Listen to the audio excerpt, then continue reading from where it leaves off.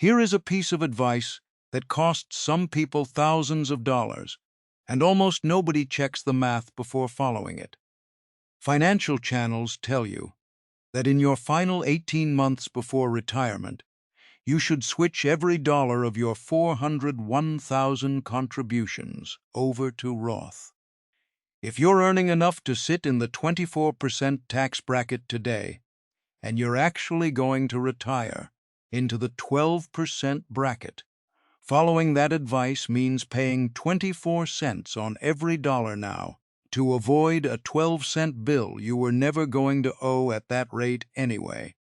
Redirect 18 months of contributions across that gap, and you can lose several $1,000s in tax you can never get back. Not because you did something wrong, because you followed advice built for someone whose situation looks nothing like yours. A generic rule handed to everyone, regardless of what bracket they're actually retiring into. So before you touch a single Roth election form, there's one number you need to know first. Not your account balance, not your current salary, your actual projected tax bracket the year you retire. Most people have never sat down and calculated that number, and the guess they're working from is usually wrong in a way that costs real money. Here's the part that makes this worse. Even people who do check their bracket usually stop there, as if that's the whole plan. It isn't. Getting the bracket question right just opens up 3 other questions about your withdrawals, your health coverage, and your Social Security timing, and getting those wrong can undo all the good the bracket math just did. That's where we're headed. Everyone talks about your tax bracket like it's one fixed thing. It isn't. You have 2 brackets that matter here. The one you're in right now while a full paycheck is landing, and the one you'll actually sit in once that paycheck stops and Social Security plus withdrawals become your only income. The entire Roth decision hinges on the gap between those 2 numbers, and almost nobody sits down and calculates the second one before making a move. Say you're 57 years old, earning $180,000 a year, filing as a single taxpayer. Under the current tax brackets, that puts you squarely in the 24% bracket. Now project forward. Once you retire, your income is Social Security plus modest withdrawals from savings, and it adds up to something like $48,000 a year in taxable income. That number lands you in the 12% bracket, not the 24% bracket you're sitting in today. Here's what that gap actually costs. The $401,000 contribution limit for 2026 is $24,500. Redirect that whole amount to Roth this year instead of keeping it traditional, and you're choosing to pay tax on it at 24% now instead of letting it get withdrawn and taxed at 12% later. That difference costs you an extra $2,940 on just 1 year's contribution, money you didn't need to spend. There's a wrinkle worth knowing about, too. If you're 50 or older and earned $150,000 or more the year before, the IRS already requires your catch-up contributions to go into Roth. That part isn't optional anymore under current rules, but your base contribution, the $24,500, everyone can direct either way. That part is still entirely your call. That's the piece the blanket advice glosses over. If you've read this far and felt a little defensive about not wanting to prepay tax at 24% on money you could legitimately defer, that's not cheapness. That's just correct math for your bracket, and there's nothing wrong with wanting to keep more of what you earned during your highest earning years. Blanket advice like switch to Roth in your final stretch is easy to repeat and easy to sell, one line that applies to everyone. It just doesn't happen to apply to someone who spent decades in a high bracket and is about to retire into a much quieter one. I used to hand out that same blanket advice without thinking twice about it. Then I sat down and ran the real numbers for someone in exactly this spot, someone about to retire, well below the bracket he was working in. He would have paid close to $2,900 in tax he never needed to pay, on that one decision alone. That's the moment I stopped repeating the advice and started asking the bracket question first. If you're a high earner heading into your late 50s or early 60s and you've been handed advice that assumes you're an average earner, this channel exists to walk through the exceptions that actually apply to people like you. It might be worth subscribing before the next piece on Social Security and health coverage subsidies, because that part changes this math again. So say you've done the math, and your bracket really is lower in retirement. That means skipping Roth for these contributions is the right call. But here's the catch nobody mentions. Every dollar you keep traditional instead of Roth makes your account balance bigger, and a bigger traditional balance means a bigger required withdrawal down the road. That's the first thing you need to map out before you touch anything else. Take a couple like Jim and Susan. Jim is 58, earning $190,000 a year. Susan is 56 and isn't currently working. Between them, they have $900,000, sitting in Jim's traditional $401,000 plus $50,000 in a regular taxable account. Jim plans to retire in about 18 months, right around the time he turns 60. Skip Roth on his contributions for those final 18 months, the way the math in the last section suggested, and that traditional balance keeps compounding untouched by any upfront tax. Run it forward using a reasonable 5% real growth assumption, and by the time Jim turns 73, that $900,000 could grow to something in the neighborhood of $1,870,000. Here's where it gets interesting. Once Jim hits 73, the IRS requires him to start pulling money out of that account, whether he needs it or not, using a formula based on his life expectancy. Under the current Uniform Lifetime Table, the required withdrawal that first year comes out to roughly $70,600. Add that to Social Security income, and Jim and Susan's household income for that year climbs high enough that some of it spills over into the 22% bracket instead of staying in the 12% range they expected. So which path actually costs less? Doing Roth now at 24% locks in a tax bill today on money that might have only owed 12% later. Staying traditional avoids that upfront cost, but it does mean a bigger required withdrawal bill waiting at 73, some of which lands in a higher bracket than expected. Neither path is free.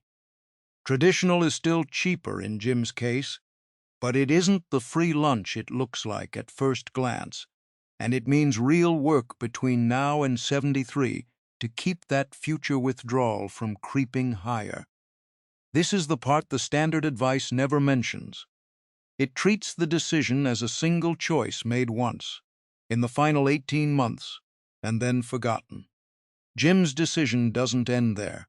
It just moves the problem 15 years down the road, into a year where he has less control over his income and less room to plan around it, because by then the withdrawal is mandatory, not optional.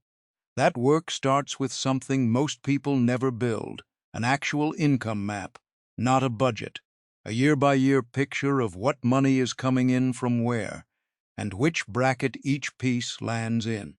Jim and Susan's version of that map already has one obvious answer sitting in it. To spend down some of that traditional balance before the required withdrawals kick in, they'll want to consider converting some of it to Roth in the years right after Jim retires, while their income is still low and the bracket is still cheap. Only that plan runs straight into a different trap, one that has nothing to do with income tax brackets at all. Retiring at 58 means Jim needs health coverage for years before Medicare starts at 65. For most early retirees, that means a marketplace plan, and marketplace plans come with income-based subsidies that can make coverage affordable or, without warning, extremely expensive. For a few years, temporary rules capped what people paid for coverage, no matter how much they earned. Those temporary rules expired at the start of 2026, and the older cliff-based system is back. Under that system, a two-person household loses every dollar of subsidy the moment their income crosses 400% of the federal poverty line, which comes out to about $84,600 this year. Not gradually reduced. Gone entirely the instant you cross that number. Picture Jim and Susan sitting at $70,000 in taxable income during those gap years between his retirement and Medicare. That income comes from interest, dividends, and small withdrawals, and it comfortably sits under the cliff. Now say they follow the plan from the last section and convert $15,000 from traditional to Roth to start chipping away at that future required withdrawal. Their income for the year jumps to $85,000. That's over the line. The cost of stepping over that line isn't a slightly higher premium. A 60-year-old couple's unsubsidized marketplace premium can run about $22,600 a year. If Jim and Susan had been receiving a meaningful subsidy that year, crossing the cliff means paying back what the government advanced them toward that premium. Potentially more than $10,000, sometimes considerably more, depending on the plan and the state, all from a $15,000 conversion that was only supposed to save them a few $1,000s in future tax. This is exactly why a real income map matters more than a clever tax move in isolation. Before Jim converts a single dollar, the question isn't only what this saves on future required withdrawals, it's whether the conversion pushes them anywhere near that cliff, and if it does, whether the subsidy they'd lose is bigger than the tax they'd save. In Jim and Susan's case, the honest answer is to skip the conversion that year and look for a different year where their income has more room underneath it. Skipping that conversion protects their health coverage, but it also means their traditional balance stays a little higher than it would have, which pushes right back into the required withdrawal problem from the last section. Every piece of this connects to every other piece. And there's one more lever that touches all of it when Jim and Susan decide to start collecting Social Security. Notice what actually happened there. It wasn't a Roth mistake, and it wasn't a bad investment. It was one good idea, converting some traditional money early, colliding with a completely different part of the tax code that most retirement advice never mentions in the same breath. That's the pattern worth remembering here. Almost every costly mistake in this stretch of retirement planning isn't one bad decision. It's two decent decisions that weren't checked against each other first. There's one more lever in this plan, and it might be the single biggest number in the entire picture. When Jim and Susan decide to start collecting Social Security, every year Jim waits past his full retirement age of 67. His benefit grows by about 8%, guaranteed, for as long as he waits until 70. That's not a market return that might or might not show up. It's locked in by the Social Security Administration's own rules. Wait the full 3 years from 67 to 70, and Jim's monthly check comes out roughly 24% higher than it would have been at 67, close to $800 more a month in his case, and that higher amount is what he collects for the rest of his life. Those 3 years of waiting don't pay for themselves, though.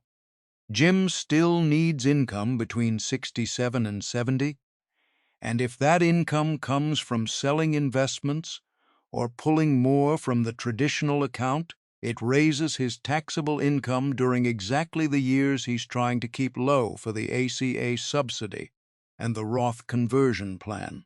Delay Social Security the wrong way, and you can undo the careful bracket work from earlier sections without realizing it. This is why the 18 months before retirement matter so much. That stretch is the window to build a cash cushion, a year or two of expenses sitting in something stable, specifically so. Jim isn't forced to draw down the investment account or trigger a bigger withdrawal just to cover groceries and the mortgage while he waits on Social Security. I remember sitting with someone in almost exactly this position, 62 years old, about $500,000 in a $401,000, and only about $20,000 sitting in checking. She wanted to retire right away, and technically she could, on paper. But she hadn't built any kind of bridge, so the moment she stopped working, she had to start pulling from that $401,000 immediately. And some of that withdrawal landed in the 22% bracket. That's the kind of detail that sounds small on paper and quietly costs someone thousands of dollars later. There's also a second reason to keep taxable income modest in those years, beyond the ACA cliff. Social Security itself gets taxed based on something called provisional income, and if that number crosses $32,000 for a married couple, up to half the benefit becomes taxable, and above $44,000 up to 85% can be taxed. Those thresholds haven't moved in decades, which means more retirees cross them every year without changing their spending at all. Put it together, and Jim's real plan looks like this. Keep contributions traditional through the final 18 months. Use that same window to build a cash bridge instead of prepaying Roth tax.